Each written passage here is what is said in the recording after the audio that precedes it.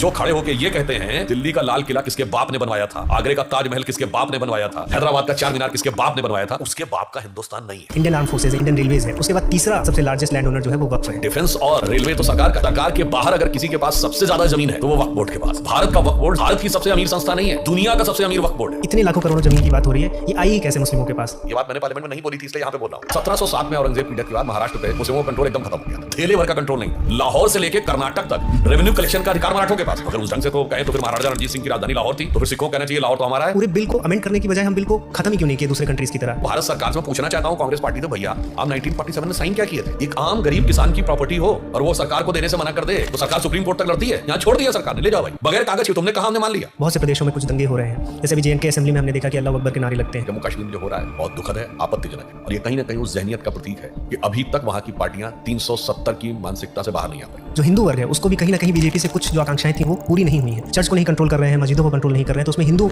मंदिरों को क्यों कंट्रोल करना है? और क्या इसके लिए बीजेपी सरकार कुछ कर रही है? क्योंकि मदरसे तो बनाने की पूरी आज़ादी है, मिशन स्कूल बनाने की पूरी आज़ादी है। क्या उस प्रकार से हिंदू कम्युनिटी उस तरह के गुरुकुल बना पाएगी? कांग्रेस की एक बात जो आपको सीक्रेटली पसंद है, कुछ तो पसंद करते होंगे। तो कहना ठीक नहीं लगेगा, बाकी ठीक है। मतलब आपके हिसाब से बीजेपी में कुछ तो लोग हैं जो मोदी जी पे इतनी निष्ठा नहीं रखते। एक चीज जो मैंने भी कहीं नहीं बोली है तो वो आपको बोले देता हूँ। प्रधानमंत्री बनना चाहते हैं।